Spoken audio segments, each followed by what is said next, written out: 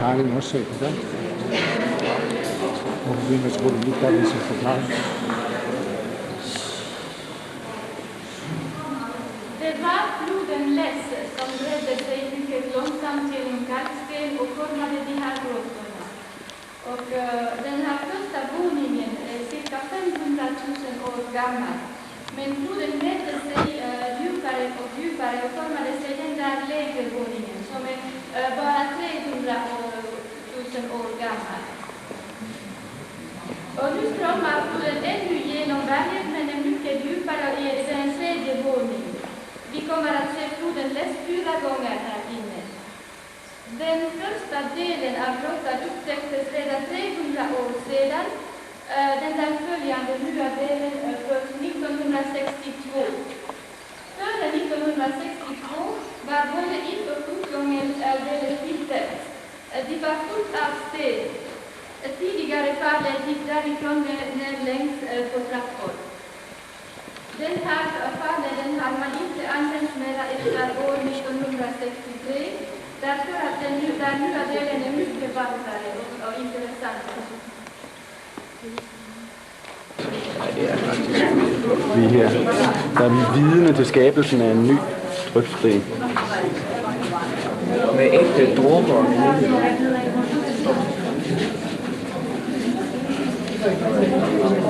Bare slime. Det er sådan vaskigt op i det hele.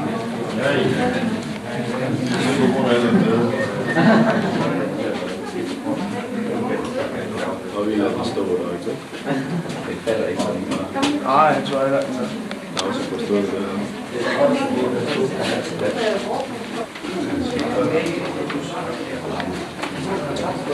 Ej, hvor er det så godt der.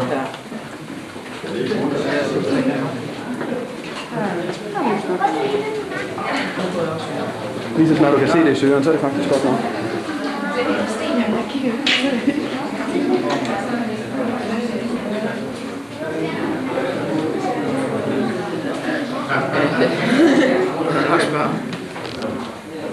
Tak.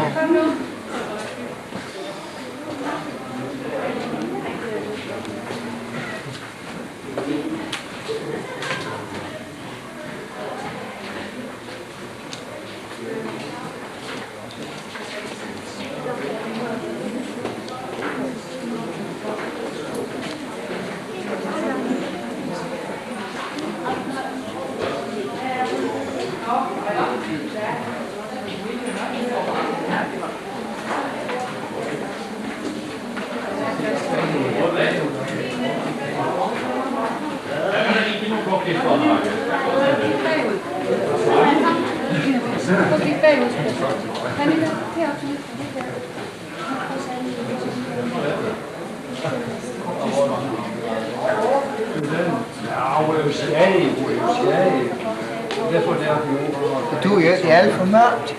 Nej, når vi tager det med lys over. Det er både det. Vagn, han bliver sådan lidt lyst op der. Det er ordentligt mørkt.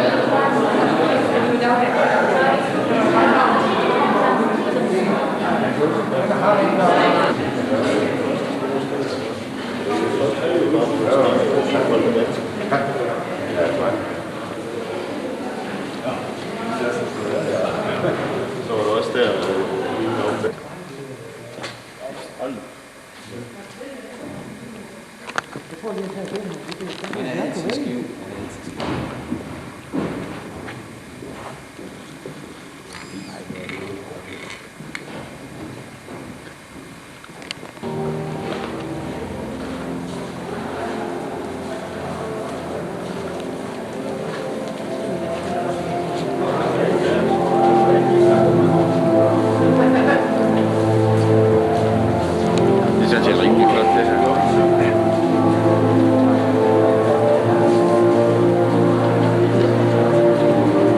Koncertsal deroppe.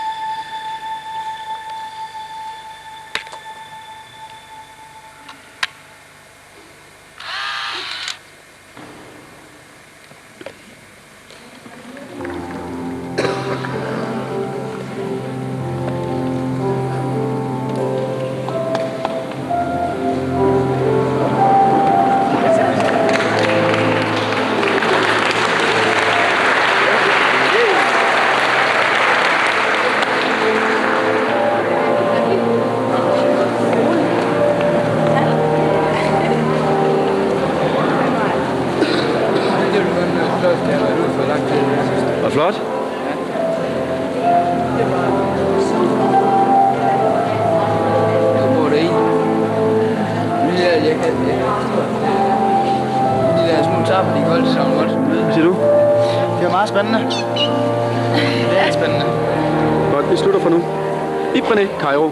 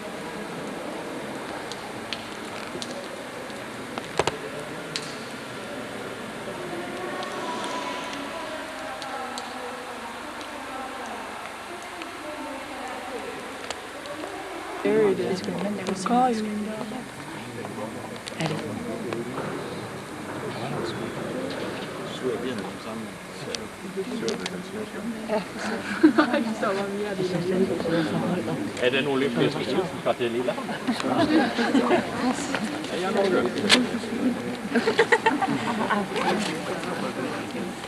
Kæft, nej, det er virkelig uhyggeligt, jeg tror bare længere.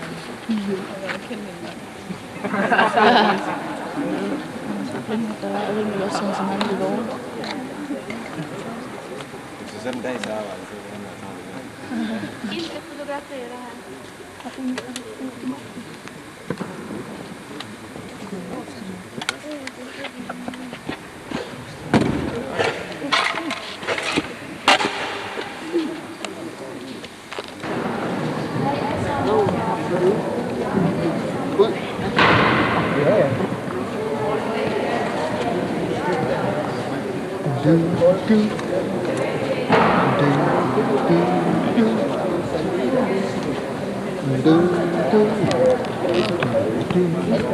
Hvad hedder den?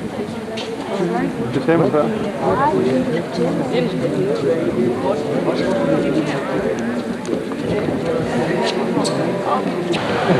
er ikke 100 meter højt. Der er ikke noget højt. Jeg må ikke gøre det. Hvad sker der? Altså, det er på. Du har ødelagt filmen. Skriger bare helt.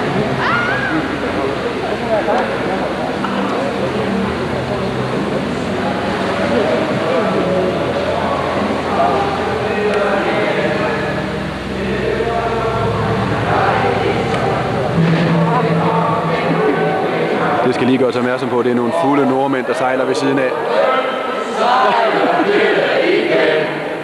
Det var vel nok en dejlig sang, den må vi have endnu en gang, og vi sejler op derude, sejler ned igen. Det var nok en dejlig sang, den må vi have endnu en gang. Skal du ikke se det? Det går brugt til. Og bare lige noget klart.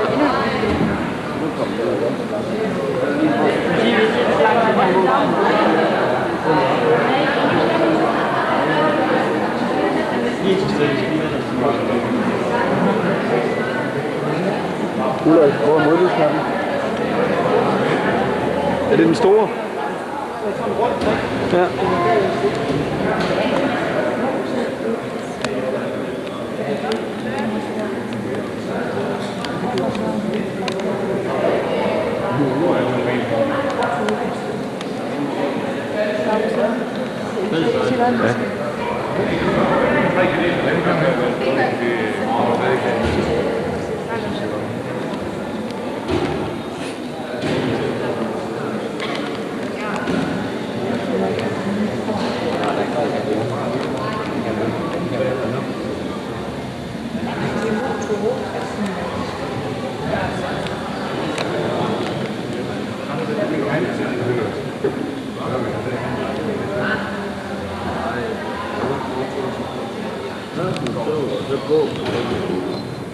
Prøv at høre fuglesangen.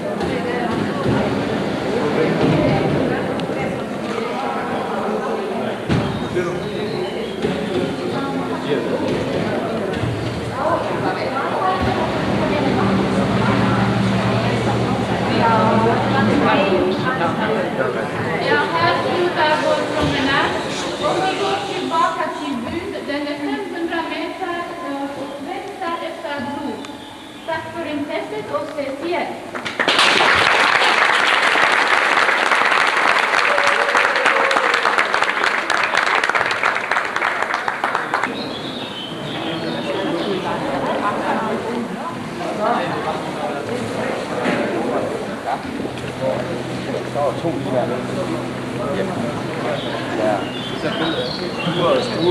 Ja, det var det.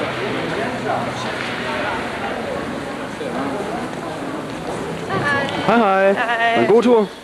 Tak.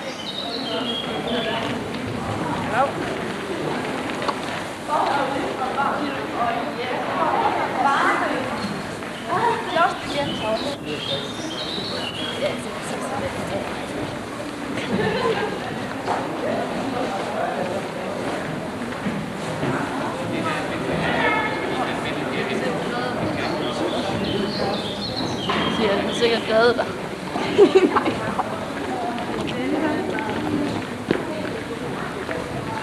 Var der flot dernede? Det var. Bodil? Nej! Det hader det.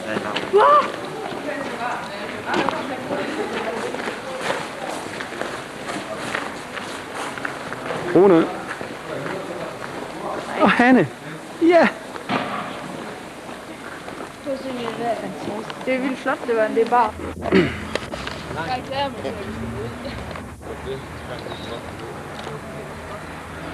Vi lægger mærke til den kunstneriske værdi. Ej, Lav, det er det. Kom, Lav. For at folk nu skal få det rette indtryk, så kan vi lige få et lille by. Og saftevandsbager, de kommer nu, de har... Ind til vandrehjemmet, som ligger dybt derinde.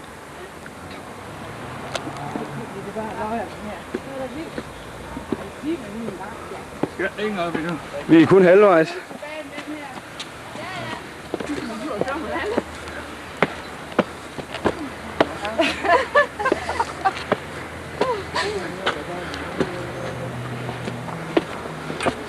Men der er en trøst, vi skal være ned igen kl. 8. Vi er nødt til at starte nedstigningen lige så snart vi er oppe. Vores vandingskameler, de kan ikke mere da. Men nu er vandhold. En finger. Så var det en enkelt mindst.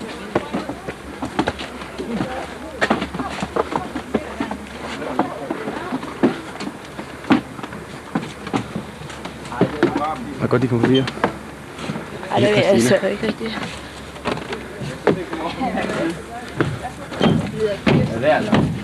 Det er kun klippeudsatsen, der er sat fast. Jeg har tjekket, hvordan den så ud under.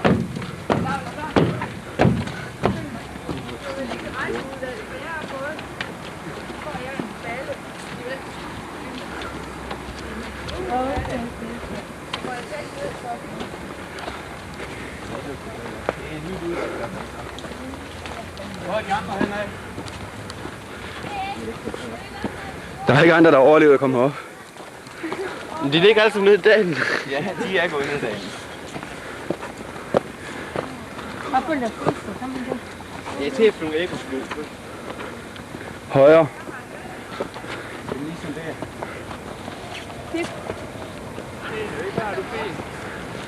Skal du på ryggen?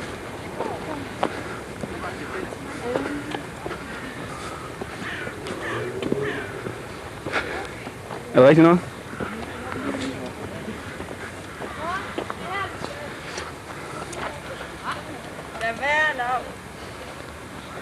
Ifølge højdemåleren her, så er der oppe i 2000 meter og 17, 18.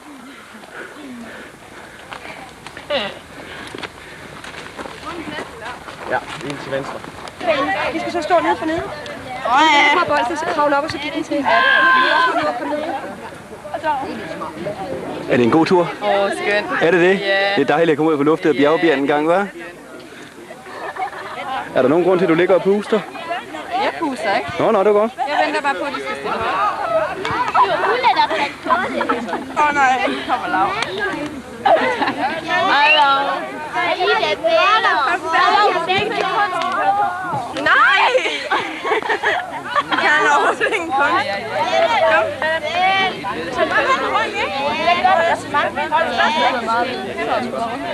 Jeg skulle passe som den lille bevægelse. Hej Lav, vi har en blomstemme. Lidt flot. Jo.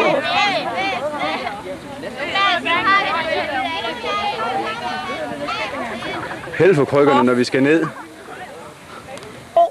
3, 4, 5, 6. Hvad har du? 6. Hvorhen?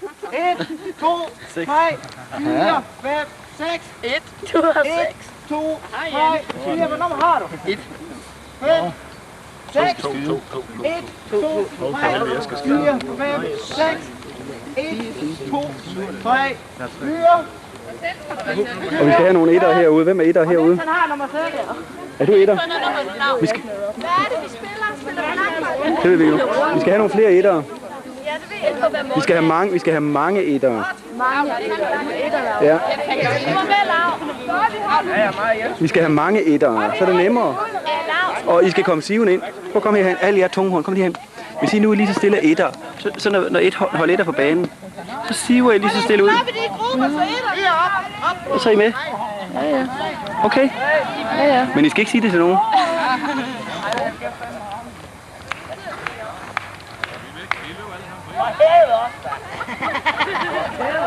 Så er det siv ud i sådan. Det er det. Det er fedt nu. Den fandt I med op. Kom så, giv det. Jeg har ikke engang givet det overhen. Simpelthen. Det er hård kamp, det her.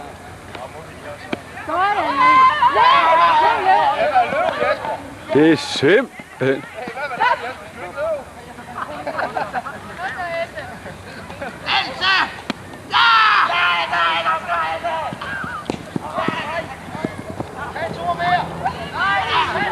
Og de kommer, ja! Og der er målfoto på. John, 15-0! 15-0! Ulrik, 15-0! Ja! Nej! Jo!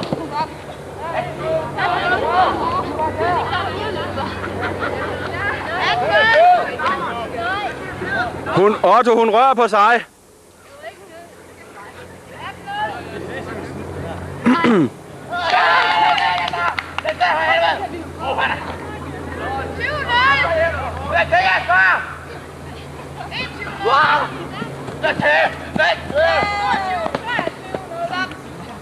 Hvad er det lige, der sker her? Hvad er det lige, der sker?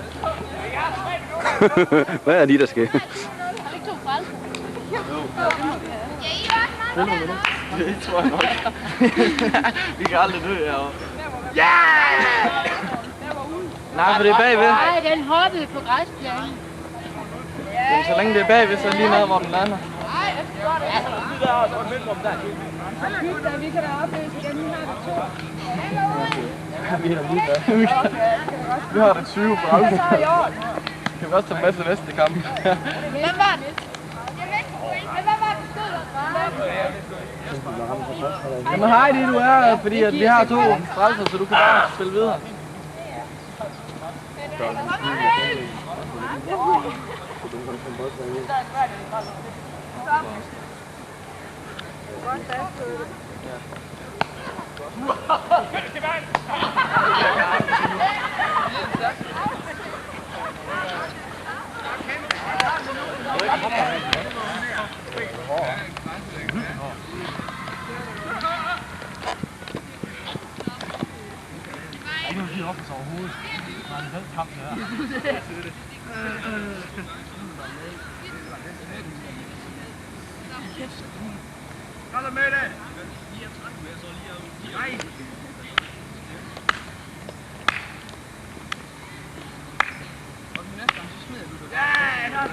Vi får her for teknisk værdi. Vi får i...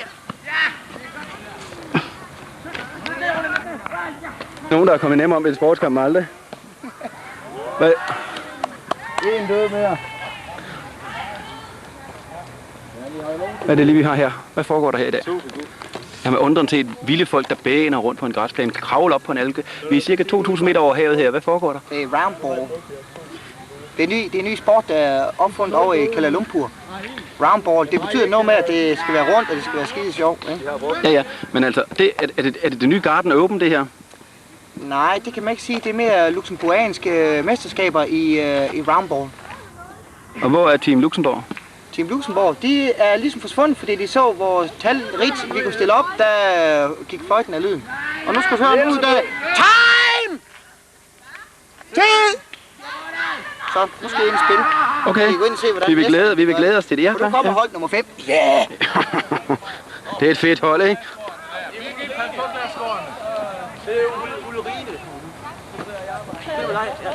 Ja, vi skal starte inde, og hold 5 starter inde. Vi går lige op og kigger på den anden afdeling. Halvandet minut, lige godt og vel.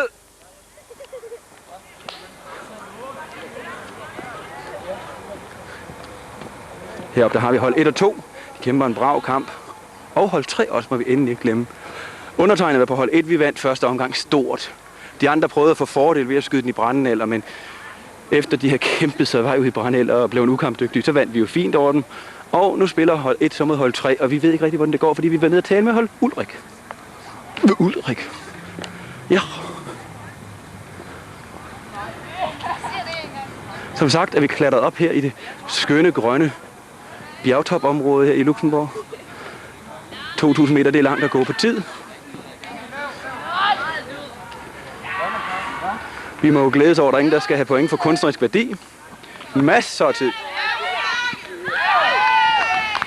Det var godt nok et super skud. Kan Asper ikke gribe den ene vej, så kan han så skyde den anden vej. På nuværende tidspunkt nærmer nedtællingen så stærkt. Zoom, zoom.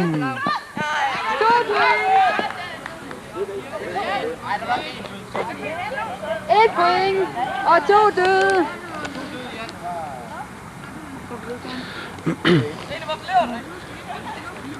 Vi vender tilbage, når der er nyt fra Garden Open.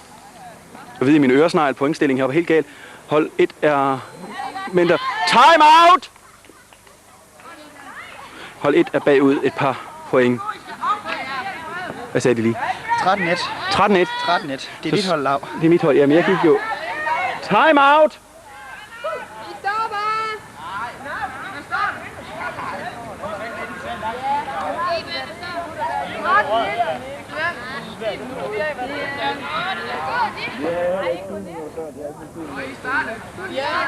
Vi vender tilbage. Vi skal lige have en dommerkendelse. Ja, så bliver jeg forbrændt over det hele. Ikke? Hvad? Ja, det er besat. Prøv lige at give mig den her kølle. Hvad er lige det? Hey, Uffe, hvad var lige det, der foregik her? Det var en bold, der røg ud i brændnældekræft. Det har jeres hold jo gjort før med succes den kamp, det nummer der, ikke? Ja, vi vandt stort over et andet hold, så... Ja, bare ved at spille. Ja, jeg skal spille nu. Skal du ind og spille nu? Hvad er din position på hold? Kan du lige Jeg fortælle er det? boldhenter. Boldhenter, ja, jeg skal lige se. Kan du ikke blive stående der, fordi du er lidt for tæt på sådan? Ja, derfor... Jeg skal interviews til tv. Er det sjovt at være boldhenter? Ja. Nå. Hvad er ligesom succesen bag din teknik? Hvad fanden, Lav? Skal man spille? Okay, vi vender tilbage til Uffe på et senere tidspunkt. Straffespark! Nej, han gjorde sgu da ej. Han døde, Danmark. Har de 4 døde? Det var fordi, at dengang hun greb, så stoppede der 2 her. De nu er en anden. Nej, de er døde.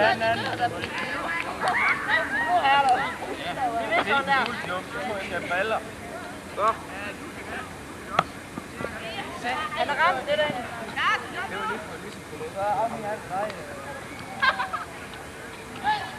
Og så forholdt den inden for banen.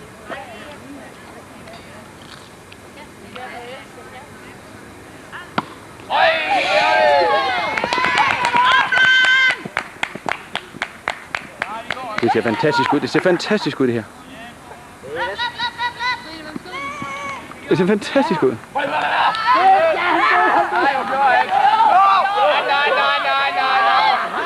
Der er en kommende politimand gemt i ham. Man ser bare, når han svinger staven der. Så forstår man godt de små demonstranter i København med brostenene. Det er simpelthen forfærdeligt, det der. Han døde lige så meget, som jeg døde. Ja, vi har en frelse.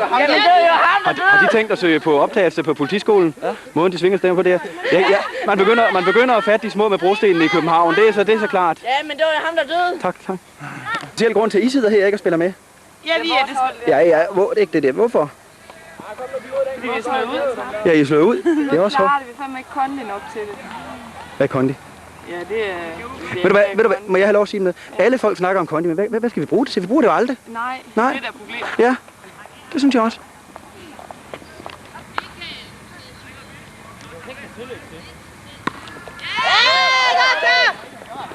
Det er så godt.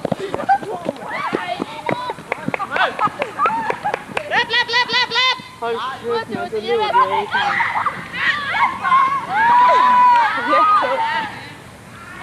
Det var jeres for skyld, jeg gav pjat. Nej, det var... Jeg løber der bare.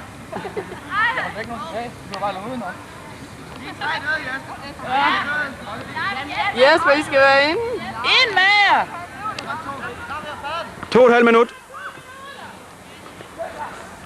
Vi skal lige ned og høre ham, Superman fra nummer 5, hvordan det gik.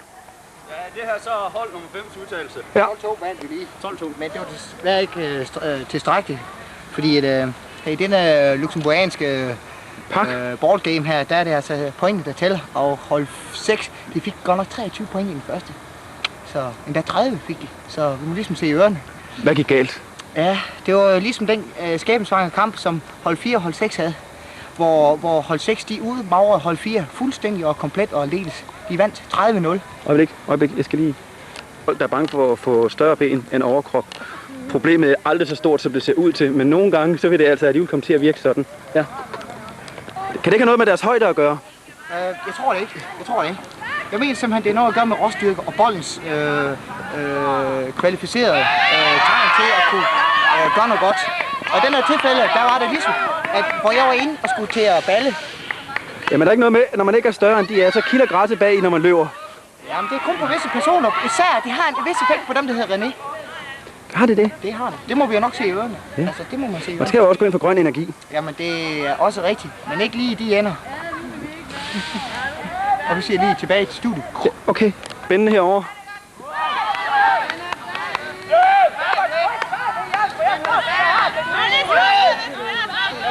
Det er da lige måde, når den rammer ud over kanten. Han skyder den her vej. Du er død, Jesper. Ja, det er sgu da lige måde, hvis du skyder den her vej ud. Ja, okay.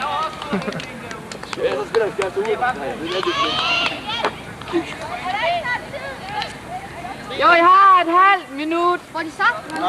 Hvad siger de Hvad siger jeg? om kampen? Er du god nok? Hvad hold spillede de på? Toren. Toeren. Hvorfor gik det så ringe for jer? Gør det bare. Var det teknikken, det var galt med? Uheldig Uheldig dag? Ja. Var det teknikken? Jamen, det ved jeg ikke rigtig, hvad. Nå, vi skal lige tilbage til studiet, hører jeg min mavegang. Må jeg lige få... Hvad siger de? Det gjorde det hold, der fik flest point. Jamen, hvad var det så for et hold? Ja, det var ikke etteren. 1, 2 eller 3? Jeg tror nok, det var treeren. Hvem vandt, det ved vi er? 6'eren. 6. Ja, det tænkte jeg nok. Ja. Det er noget med teknikken, tror jeg. Tror I ikke? Jo, hvem er overhovedet det hold der? Hvad er det? Vandt de? Jeg kan ikke se noget på sugen. Nå, vandt de? Ja, vi vandt 30-0 over 6, det vandt. Nå, hvorfor vandt de ikke det samlede løb? Hvad gik galt? Jo, det var fordi, at det hold, som vi spillede imod, Ja. de skød nogle bolde helt op til jernæsten, og så skulle jeg løbe efter den, og jeg kunne ikke løbe så stærkt. Og det var det, der var problemet, ikke også? Altså. Nå, så slemt siger det da ikke. Kan vi ikke lige få et profil en gang? Nej. Jo, jamen det er fint, ja. Var det noget med Ballerup, der ikke var til at få i frigear? Det var godt. fordi, jeg ikke kunne se bolden, når de skød den helt op i himlen, ikke også? Så kom jeg jo løbende. Helt op i himlen. Vi er sammen 2.000 meter over havet her. Ja, og så skulle jeg jo kigge op, når det var sådan, jeg skulle løbe. Og jeg kan ikke løbe og så kigge op på sådan. Nej, så kom nej. jeg lige på det. Ja. Og så siger det lige, ups. Og så... Okay. Vi skal nu ned til den store finale. Det er Garden Open. Garden Open finalen. Garden Open finalen. Det er spændende det her. Det er meget spændende.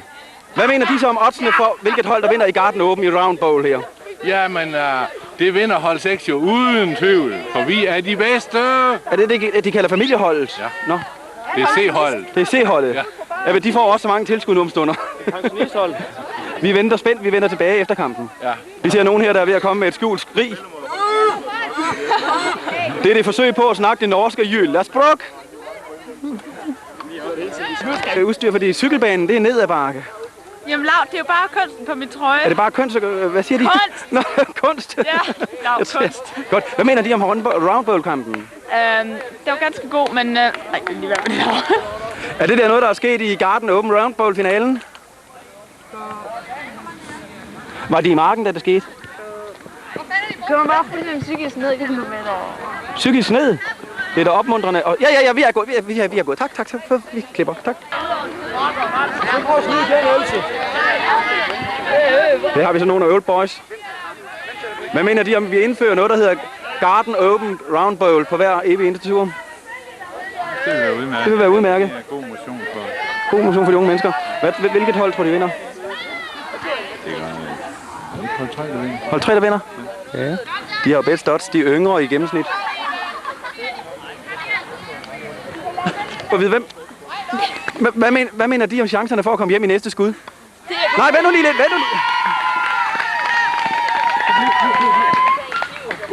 Kan vi få...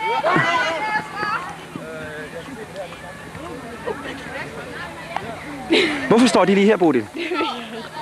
Jeg løber ikke. Løber du ikke? Er du på skovtur? Nå. Regner du med at komme hjem i næste skud? Ja. Er du med på holdet her? Hvad hold spiller du for?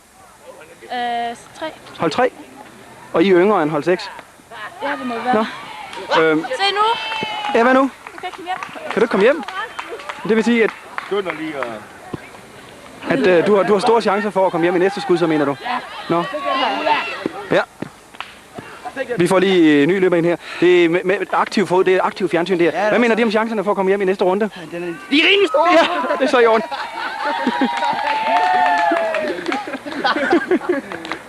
Det lykkedes. Man kan jo lære lidt om aldersfordelingen på de forskellige hold. Ja. Hvad? Film, I laver så en bølge, Lav. Bølge? Hvad er en bølge? Det får du se lige om lidt.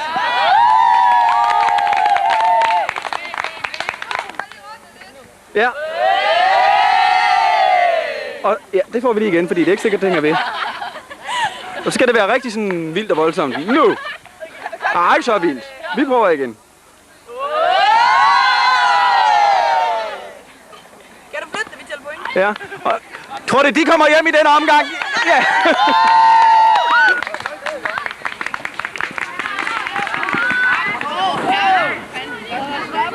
Det er nogle gode shorts, han har der.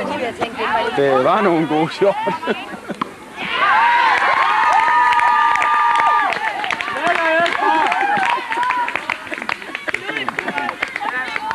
Jeg kan godt se indimellem en fordel ved sådan en lille gesevending.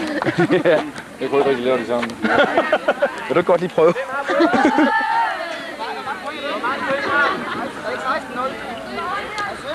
I skal også have time-out, er det ikke det snart? Det havde vi mange gange, når vi havde problemer.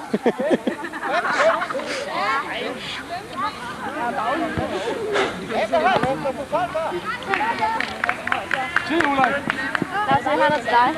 Sko. Det er ikke fin. Det er flot. Jo, hvordan kan du lave det?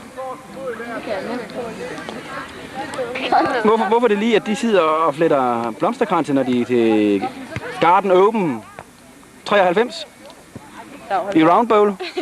Så, hold den. Nå, hvad har også skal jeg forklare dig, hvorfor? Ja. Er det dem, der har lært den teknikken? Ja, det er fordi, at når man nu sidder her på sådan en dejlig mark med græsplæne, med en masse dejlige blomster, så er det ret sjovt at sidde og lave sådan her, hvis man ikke lige er ude at spille, ikke også? Det er tidsfordrivelse. Vil de hellere ud og optræde, end de vil sidde her og spille rundbold? Kan du ikke omformulere spørgsmålet, jeg forstår ikke? Du sagde, du skulle ud og spille. Jamen altså, når man ikke skal ud og spille langbold, ikke også? Altså. Jamen, nu har vi spillet round bowl her. Ja, okay, rundbold. Jamen, det er også derfor, den er rundt, ikke? Kan du ikke se det? Det er rigtigt. Det er det, der er ideen med lav. Forstår du? Det er sjovt, hvis det er, når man kan høre bagved, der sker noget spændende. Ja. Skal vi se, hvad der sker? Ja, lad os det. Der er nogen, der er døde. De kan godt køre videre. Det var godt.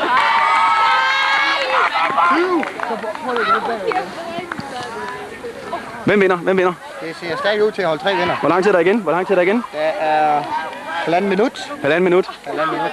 Hold 3, det er altså bedre teknik. Det er simpelthen på grund af råstyrke og teknik. Alderdom svækker kan man lære af. Se, hvilken sindssyg teknik. Hvilken sindssyg død, siger de. Jeg synes, de skal gå hen og få en kommentar fra. Lige et øjeblik. Christian, hvordan er det at være griver her? Ja, det skriver sgu da langt ved siden af. Ikke like grine. Skriver det langt ved siden af? Er det spændende? Hvem tror de vinder her lige på faldrebet? Ja, det gør... Ja, vi får lige et eksempel. Ja. Vi lægger mærke til teknikken. Det er lidt af hoftesvej. Det er lidt af hoftesvej. Og ned i knæerne. Ned i knæerne, bolden bliver smidt. Ja, vi er klar. Ja. Teknik. Hvordan er det at være den, der skal skyde her på faldrebet? Ja, og bolden ligger på græsset, Den er i spil igen, og den er grevet ind, ja. Ja, et halvt minut. Der har været Teknikken. på grund af interviews.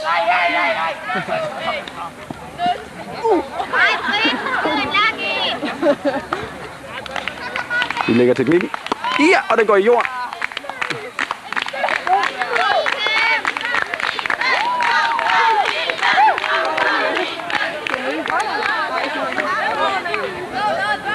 Vi skal snart have straffespark.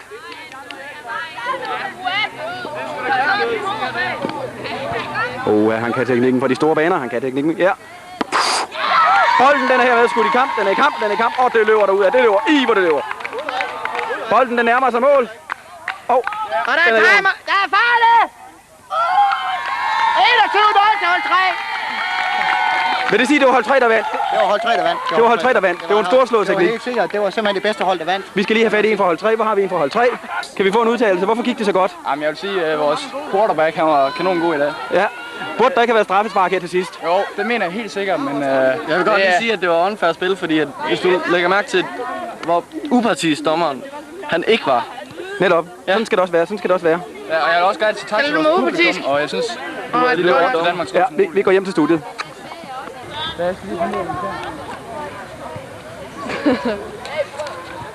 Skal du så dommeren ned? Han var der også død. Nej, han var der også død. Her har vi en fra det tabende hold. Kan vi få at vide? Ellers skal vi slås om det. Ja, det kan vi sgu da godt. Okay, det er herude så. 5 minutter, så står vi derude i kamptøj. Nej. Det er en lille i. Og de der ikke mand, de får en lille i. Når vi kommer ned.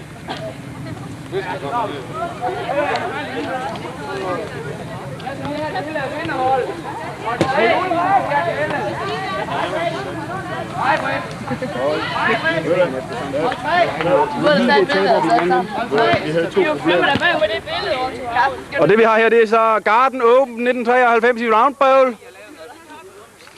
Vandt på point. Teknik, det kan diskuteres med en point. Teknik, det kan ikke diskuteres. Vi cutter. Kom i gang med at spille, det må helt klart være det. Prøv lige at tage den bold der. Den kommer først hjem. Henning, du tør ikke løbe længere. Jeg tør tage et hovedspring. Ikke 2 gange. Du får en øl, hvis du kan 2. Du får en øl efter anden gang.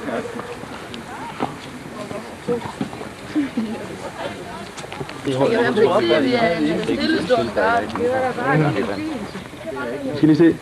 Er det, må du tro, det Jens han kommer med? Er det det Jens han kommer med der? Nej, det er det vist ikke. Vi tager det. Ja, tak.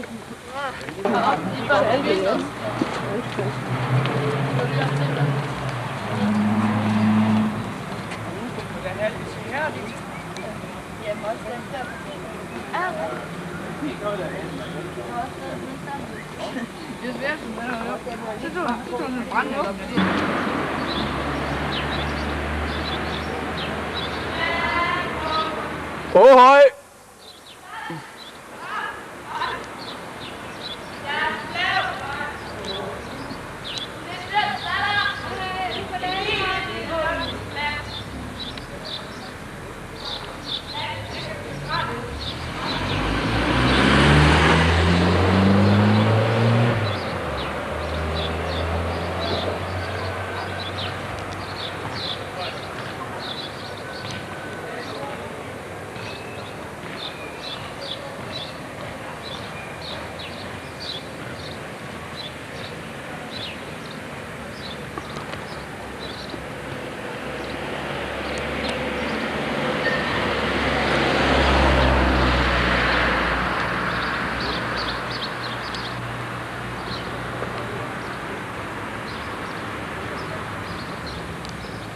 transmission. Kan jeg lige få at vide, hvad der sker der? Det er boldtræet, vi lige skal